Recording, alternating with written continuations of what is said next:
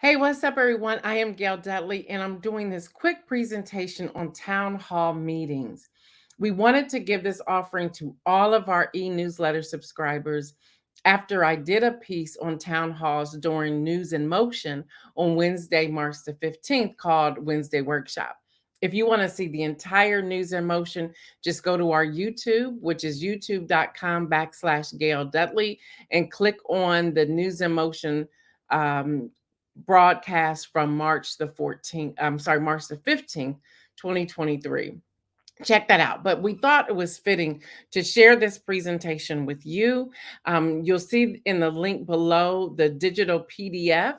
Make sure you click on that. It's all the way, just scroll to the bottom of the newsletter and click on the PDF, the digital PDF, and you will have access to the PDF as well. And feel free to share that with anyone. I don't care what you do with it, because we want to get this information out.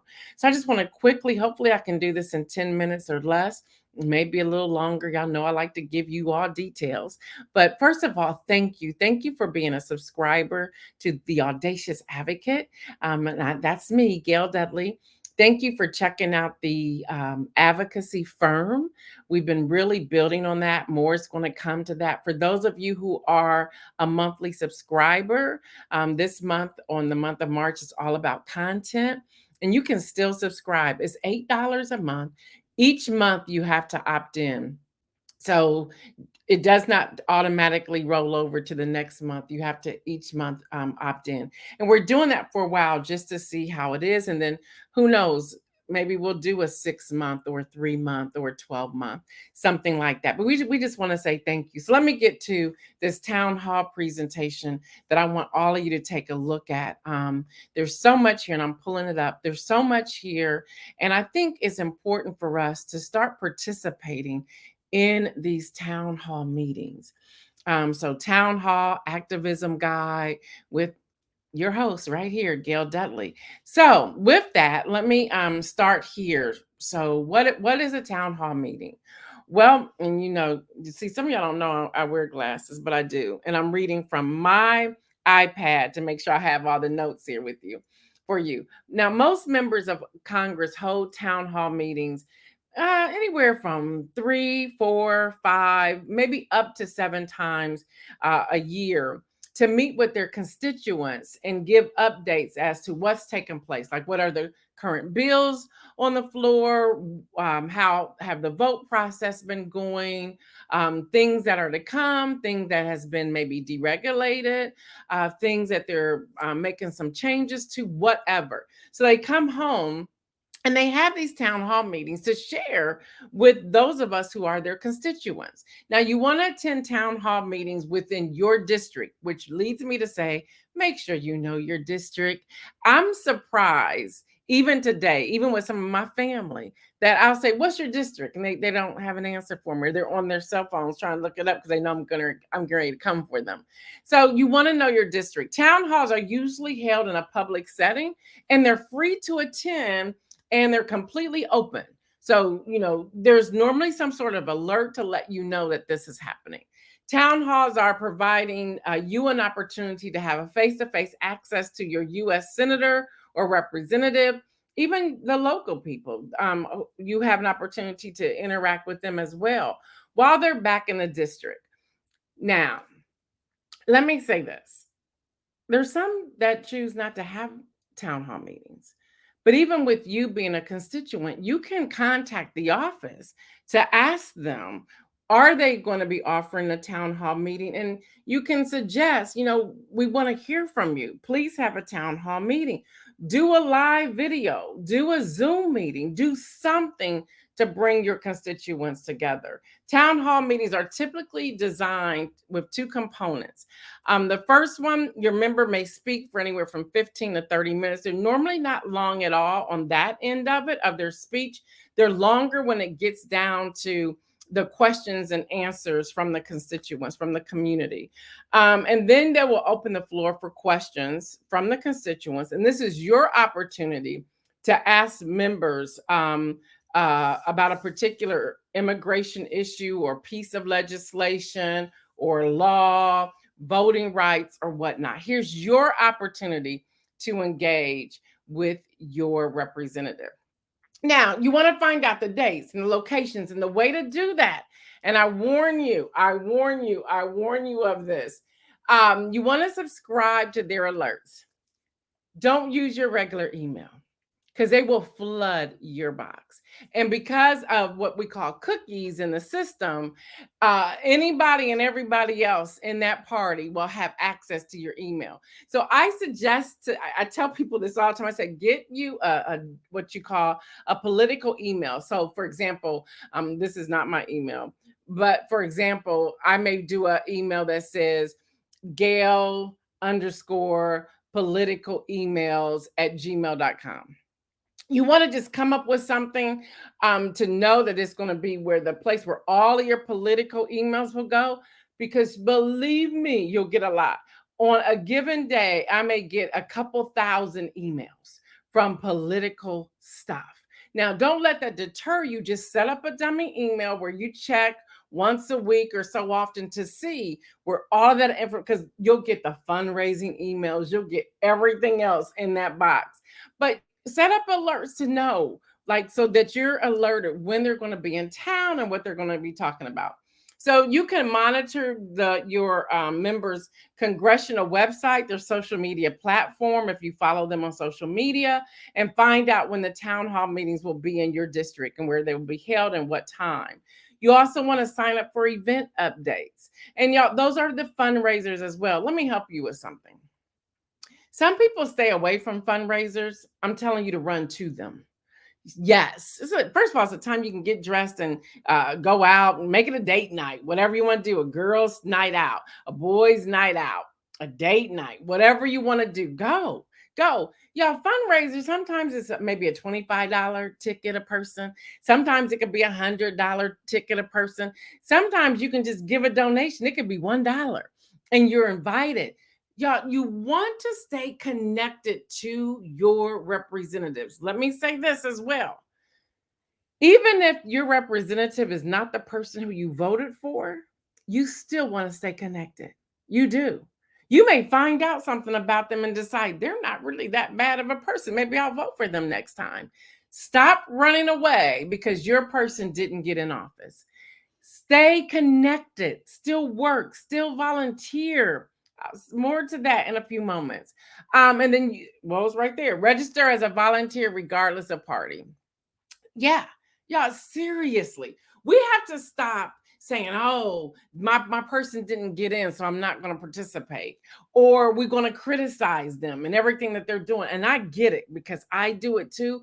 But we should also criticize the person in office if they're not fulfilling their duties. For example, on NewsInMotion last week, I don't know what day it was, but anyway, on NewsInMotion, I talked about the possible TikTok ban. TikTok is a social media platform, and I talked about how the Biden administration wants to possibly ban TikTok unless China sells it over its states into the U.S. There's over 100 million Americans on TikTok here in the US, and they're looking at it as a national security concern. All right, truth. Former President Donald Trump asked for the same thing. He was alerted in the beginning about there being a national security risk tied to TikTok. The federal courts denied him that opportunity. Now we're back with the Biden administration wanting to do the same thing. So in this case, fair and balanced. Let's stop looking at the personalities or the characteristics of people, and let's look at what are they saying that's best for Americans? What are your representatives saying that's best for you, the constituent? In this case, TikTok is not the greatest place to be. I'm on TikTok after fighting it for a long time, but my team said, you got to get on TikTok. Everything's happening on TikTok. And I realized the news that I could be giving could be a national security risk. I'm not alone. You have Axios, Politico, CNN, MSNBC, Fox News, other journalists, commentators, and reporters. We're all over there. but the news that we're giving, is it a national security risk? So even at a town hall meeting, these are questions we could be asking our representatives. How do you feel about TikTok? What do you think about the ban? What's best for the constituents? This is why we attend town hall meetings. No, members usually hold town hall meetings in different areas around their district. While it is best to attend one closest to your home, don't hesitate to also attend meetings in other part of the district, especially if you're unable to get in that one because you arrived late. So let's talk about this. Prepare your questions. I want you to prepare your questions, y'all. Make sure, yes, you got to put them on. Make sure you have your questions prepared in advance. Do your research. Research the district, research the votes. Do you know that it's public knowledge of how your representatives vote in the chamber? Pull that out. Have a printout. Now, you cannot read all of that when you go to a town hall meeting. You can't, but you have to be prepared. So determine that one question. You have an opportunity for one question. This is not like you have a scheduled time before city council. You have about 60 seconds to get your question out. You have about 60 seconds. I've been there, y'all. I have the best time when I go to these things. You have about 60 seconds to do this. So you want to have a tight question after all of your research. You want to think about the platform that your candidate ran on. You want to think about beyond the sound bites, y'all. We got to get beyond sound bites. What's the full video? Get all the information you need. Read the bills, read the legislation, read what was talked about on the floor. Look at the votes, look at the total, like for example, senators chamber, look at all 100, how they voted, compare it, read the bill. Y'all, seriously, and there's some that are summarized. I know you don't want to read the whole thing. There are some that are summarized to do that, or hire somebody to do that for you if it's that important to you. Do not be timid. Do not be timid. When you are in a town hall and you want to ask a question, you have to have strength. You have to jump up. You have to raise your hand. You have to be ready to ask the question. Don't do what you can not to fumble when you're asking the question. Raise your hand immediately as soon as that congressperson, the senator, asks for questions. Raise your hand. Be ready to go. You may have a 3x5 note card or a 5x7 index card. You don't want to write it out. You want to have bullet points in large font so you can look down, say, okay, that triggered it, and ask that question. You want to ask the question. Now, the longer you wait, the more difficulty you will have in getting the microphone. So you want to jump up immediately. So you may be saying, what should I ask here? What does that look like? Well, avoid yes or no questions or questions requiring a commitment. Let me share this. And I learned this through my political training. I went through 18 months, which I absolutely love. I love politics. If y'all didn't know that, love, love, love politics. I actually wanted to be an attorney, for those of you who don't know this story. But I'm a horrible test taker. So I knew I would never pass the bar. So I never finished, right? I've always wanted to be an attorney. Anybody who knows me knows I have always wanted to be an attorney. So I decided to do this instead. But anyway, you cannot say during a town hall meeting or to your representative, even one-on-one, it's illegal to do this, or for them to respond to this. And just look it up. If you don't believe me, I always believe in Google is your friend. You can research this. You cannot say, well, so-and-so, I'm a constituent of yours. And because I am a constituent and I voted for you, I need you to promise me that you would do X. They can't do that. They cannot make those promises at all. That's illegal. So you want to be careful of the questions you ask and how you phrase them, even your statements.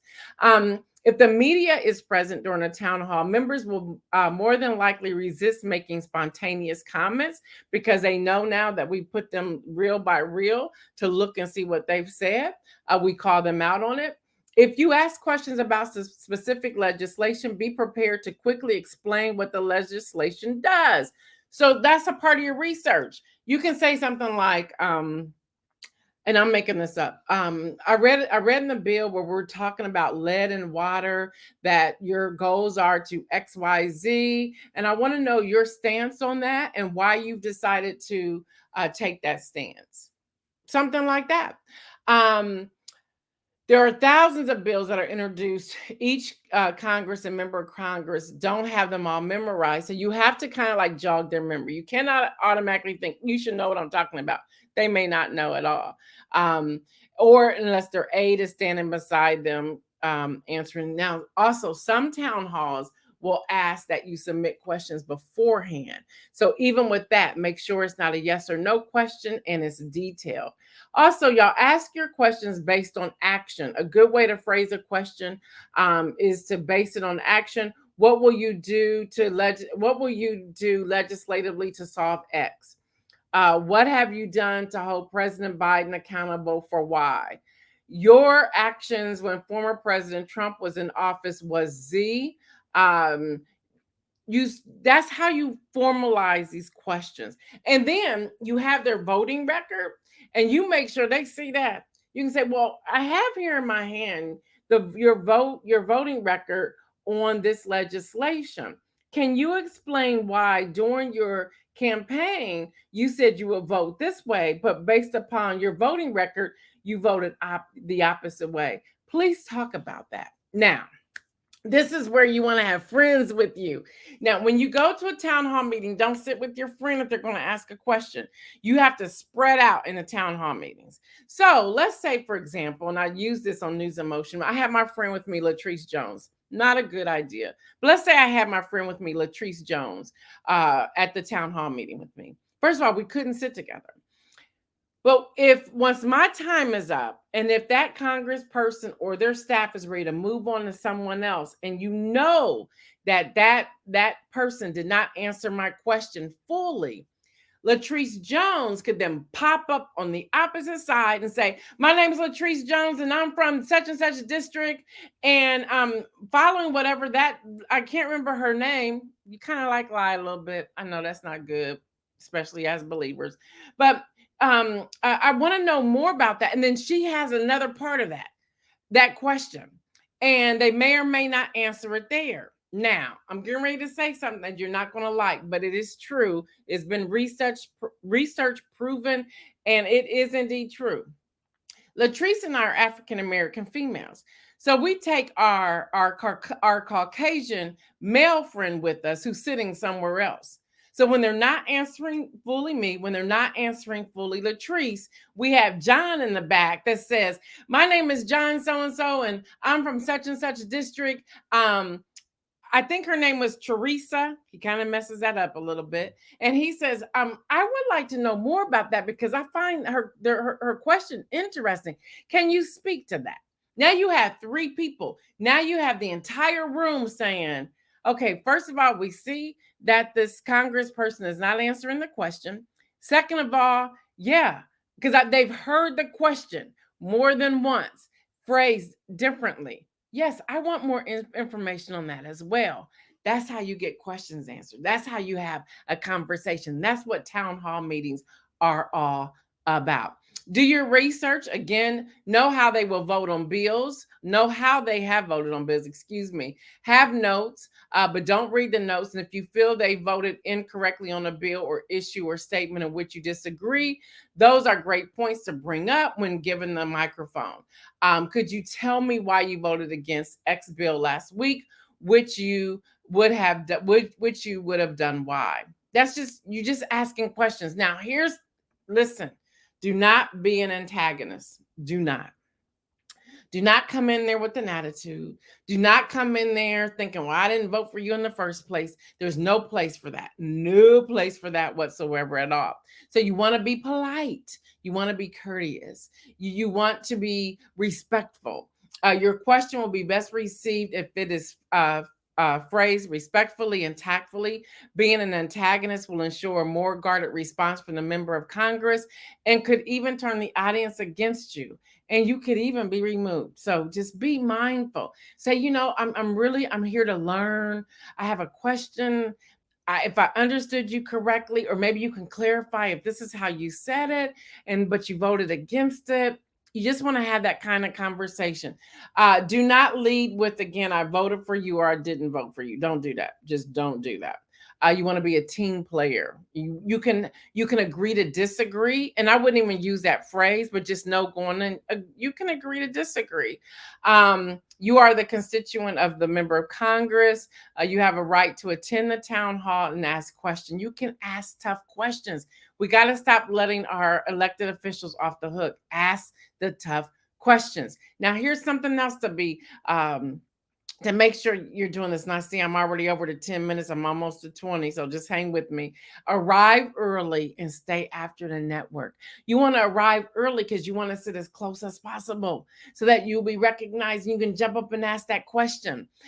Stay after the meeting if you aren't given a chance to ask your question during the meeting. Hang around afterwards.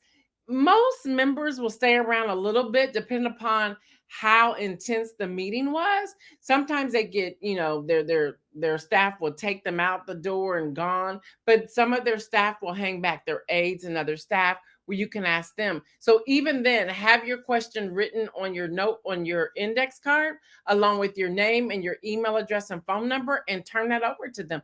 More often than not, they will respond, whether it's an aide, a staff member, or that congressperson. Connect with an aide or staff member afterwards. Bring business cards or use the business card app. I believe there's one called Hello. It's a purple app. That's how people are doing it today. They're not really exchanging paper today. So you can network, because somebody may say, hey, I like what you had to say. I would love to learn some more about your take on that. You want to have coffee? Let's meet up. Let's talk. You build a network together, and then network with other attendees. Connect with like-minded people. Y'all, it's all about going. It's all about having fun. It's all about staying in the know. It's all about serving your district as a constituent, and also taking the information you've learned back to your neighborhood. Have coffee, have a yard party, something to discuss these things. Y'all, listen, it's okay to disagree, and we're not all going to vote for the same person, but we have to understand, okay, what's really here that we want to do? Where do we have similarities? Where are we like-minded? Let's start from that framework and move out. All right, y'all. I went a little long, but I wanted to make sure you have this. Do not run away from attending town hall meetings. A lot of stuff happens there. On television now, through news, you have a lot of looping of news. And what I mean by looping, news just loops over and over and over again. You hear the same thing from different faces, from different voices. You just keep hearing the same thing. Well, go to the town hall meetings and ask the tough questions, or listen. And even if you did not vote that direction, still go. You don't have to go with the attitude. So what, you didn't vote for the person? So what, you're not a part of that party? You still have a right to be there. You may find out that you really like the person, and that you may find out you really do have similarities. You just have some disagreements as well. But y'all, here's the truth. We all do. All of us, including me. All right, y'all, let me know. The other thing I want to share with you all before I sign off, on May the 8th, this has been a long time in the waiting. May the 8th, I am launching an online class, 5-week class, for voting. Voting education, running for office, and so forth. This is a paid class. You do have to invest in attending the class. So if you've ever thought about running for office, school board, township, whatever, if you said, I want to run, I want to learn more about voter education so that I can prepare myself for a campaign. I want to know more about fundraising. I want to know more about the voting demographics. I want to know how to build a team, to even analyze and strategize to see if it's time for me to run for office, if I want to take a bid for office.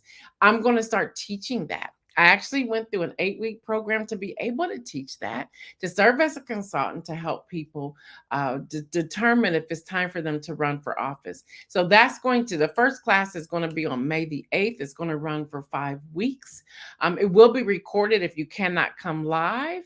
It's just time to do it. I will never run for office because I like this side better. People have asked me many times to run for office, but I like being on this side of things. So if that's interesting to you, there's going to be a link in this email as well that says register. Now, let me warn you, there's an investment to this. There's an investment to this.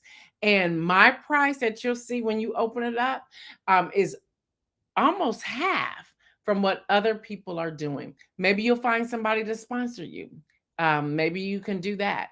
But that's the price. If you want a payment plan, we can work that out.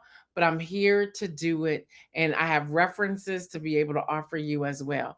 All right, y'all. Thanks for tuning in. I went way over than I had planned on doing, but you all make it a great day. I'm out.